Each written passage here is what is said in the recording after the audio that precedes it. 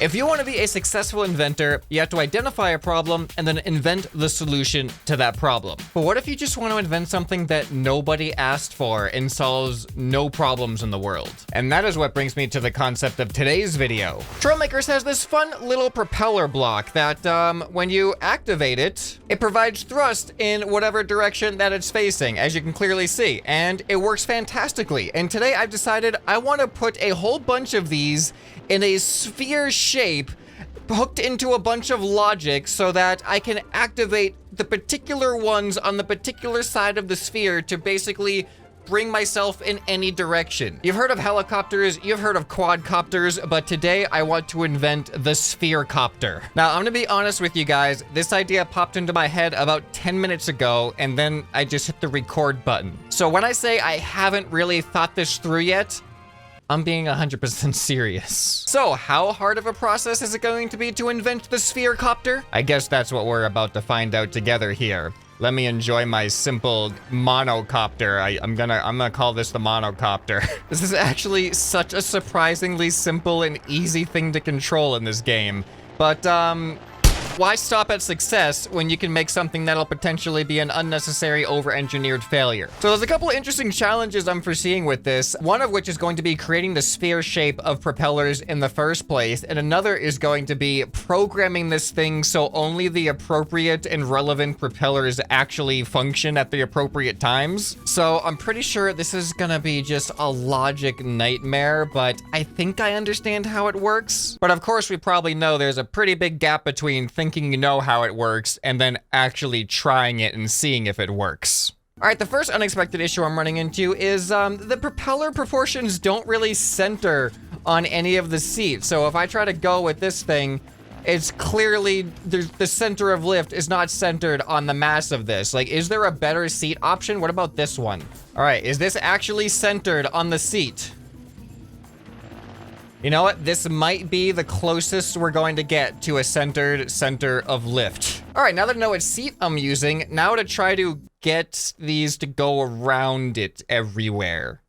Now, as far as the logic goes, my plan is to have a logic gate attached to every single propeller, and I'm going to need a separate control for up, down, forward, back, left, right, and perhaps even strafing left and right. All right, so here is the start of the sphere shape. I think it's beginning to take shape, literally. We're trying to take the shape of a sphere right now. Ooh, look at that. I think that actually looks pretty good right there. All right, now if I copy most of this to the other side, there we go. I have one plane of the sphere done. Now, before you even get onto other stuff, I think I should probably start programming controls as I go, maybe. So this logic gate right here is going to be responsible for up. So if I want to go up, that means I have to hook this into every upwards facing propeller, which are these three right there. So now if I press space, you'll see those three will activate, and I get enough. There will be more propellers in the front and back of that as well. So this actually already looks cool. This is looking cool. I like this a lot. All right, oops. I should probably unhook the steering hinges. Oh, whoops. Already almost made my first catastrophic mistake. These are not supposed to be hooked into the propellers. The logic is supposed to be hooked into the other logic. There we go. Now you can see all the logic gates light up, and this is gonna make a lot more sense now. So these are gonna be for down. So I'll go ahead and put my left control as the down function, and they will activate those ones. Now let's just make sure we'll do a check along the way. Space is to go up, control is to go down. Oh boy, and yes, that definitely works. I think I can get even more power. If space is the negative of the bottom ones, I think they'll actually assist me in going upwards. Ooh, there we go. That's actually pretty good. That gives us so much more power.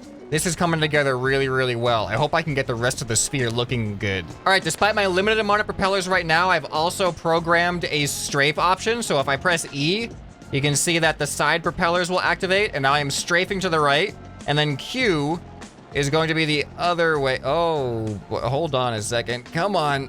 Come on. All right, there's some issue with center of thrust here. That should not be tilting me.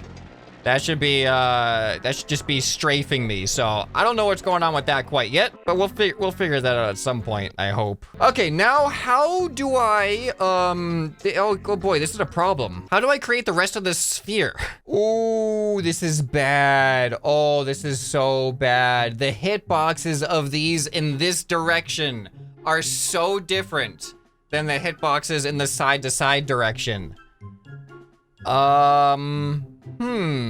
Unless I end up just kind of staggering sideways here, but now it's not gonna be centered in this direction. Oh boy, this is a big obstacle here. You know what? I'm gonna try my best with it, see what happens. All right, I got the back done. It is very sphere-like, or at least, I guess, semi-sphere-like. The rolling is actually surprisingly smooth. Look at that. All right, no, okay. Okay, I think I'm going to have to, for the sake of directional stability, I think I'm gonna have to put some gimbal jets on the top so that this thing has a constant force always orienting this entire sphere upwards. All right, there we go. But with the way that these propellers are oriented, I don't think I'm gonna be able to fill in these side areas. Well, let me program what I got so far, otherwise it's gonna start getting ahead of me. So to go backwards, we wanna activate all these backwards ones. To go forwards, we wanna activate all these forwards ones. Let's see how this functions now. Forwards. Hey, look at that, that's pretty good. Okay, backwards. Come on, reverse it. Man, these things take a while to ramp up their power, don't they? All right, there we go. And now let's go left. Oh yeah, and then to the right. So not only does the ones on the right side activate in the positive direction, but the ones on the left side are now activating in the negative direction, so both sides are working to push each other. So now yaw is a thing I cannot do yet. I need some other intermediate ones. Yeah, I gotta admit the logic on this thing is getting a little bit confusing and hard to follow, but I think taking it one step at a time is not starting to work. Hold on. I just made a mistake. That was supposed to be hooked up to that. Okay. This is hooked up to that. All right. We're doing okay. We're doing okay. All right, I'm kind of just realizing I don't think there's actually a way to yaw this if this is a fully symmetrical sphere, because the force of every single propeller is just coming outwards from direct center, which means it'll only pull it in a straight line, not any rotational force. Even if I try to like make an opposite one do a thing, like I don't think it's gonna work to do yaw like this. There's gonna have to be some propellers that are providing a force that is not in line with the center point of the sphere. All right, I think it's actually an easy solution. These corner ones are gonna have to be it, and I just need to change the angle of the hinge from 45 to pretty much 90. There we go. Now those are perfect for yaw. That's gonna work. Man, programming is so difficult because it's hard to keep track of which propeller ends up where. Okay, so if I want to turn right, I want to activate this one and this one. And if I want to turn left, I want to activate this one and this one. Let's see if that feels natural. Turn left. Oh yeah. Turn right. Yeah, there we go. All right, this is very, very floaty controls because of how the propellers end up spinning up. They take a while to spin up, so switching directions is even harder. Okay, I think I may have achieved exactly what I've been looking for. I had dialed it in, so you may see that when I'm not pressing anything, the top 3 propellers are always on, and that is just to give me a neutral kind of buoyancy in the air, and that allows me to go up at will or down at will just by pressing the down button. It actually ends up turning them off anyway. So it's really easy to go up and down, but then when I'm not pressing anything, I just hover kind of neutrally in the air, which makes it so much easier to control this thing. So this is actually working really, really well. So here, let me just give it a quick paint job. All right, let's put this thing to the test. Let's fly through some hoops of fire, see how controllable it is, come and try to take it back for a landing. But let me show you, it's cool to see all of the different propellers activate. So if I want to go up and down, you can see all of the top and bottom propellers respond. If I want to strafe left or right, you can clearly see that the left and right ones respond, forward and back. Pretty much all of the ones that are forward and back, including the yaw ones, will also respond to that, which doesn't actually impact their ability to do the yaw as well. So you can see them respond to the yaw as we go back and forth. And oh boy, Man, this thing can really start going, and it's hard to kind of counteract that. But let's go through a hoop of fire. Let's see how well this thing controls. Oh man, it's hard. I got to admit, it's harder to control than I thought it was. The amount of time it takes these things to counteract the momentum is a lot higher than I thought it was going to be. But we do have like pretty much full control, and the stability that it has when you want to stay at whatever altitude you're at, it's not bad at all.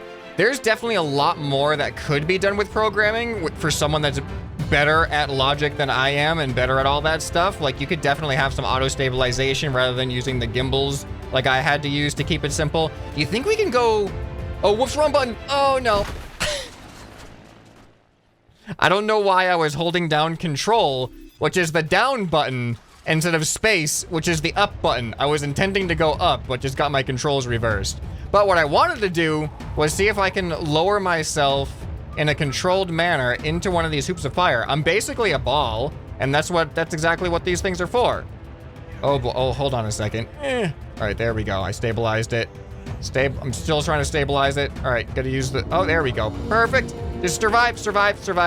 You know, that happens sometimes. The ball goes around the rim. Perfectly normal phenomenon. It's actually more stable. Once you start flying in a straight line, it's a lot easier to try to control yourself because the forward propellers, they're kind of giving it that pull and giving it some directional stability. Makes it a little bit easier. I'm gonna fly under this hoop, produce a little bit of more complicated stunt flying here, and try to go under one of these things. Or through, I guess. Hey, that actually wasn't bad at all. I was aiming for that, and it actually worked. And do you think we can land on the helipad? Wait, before I do that, we're a ball. I kind of want to launch the ball off of a catapult. We shouldn't take any damage if we land on the catapult in the appropriate way. All right, here we go. You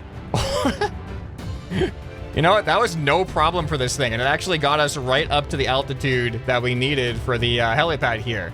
Okay, now I gotta be very gentle with the descent. The descent is deceptive. It's a deceptive descent. You can end up going a lot faster than you mean to without the ability to recover from it. All right, yeah, I'm not even trying to go down right now. I'm just letting gravity take me. All right, there we go. Let's go ahead and strafe left a little bit. Oh yeah, equalized ourselves out real nice there. And then come on down, and look at that. Softest landing ever. Can I get out of this thing without breaking it? I've discovered the answer to that is no. All right, you know what? One final victory trip. This is actually an immensely successful creation that I was not expecting. Let's get back to the aircraft carrier.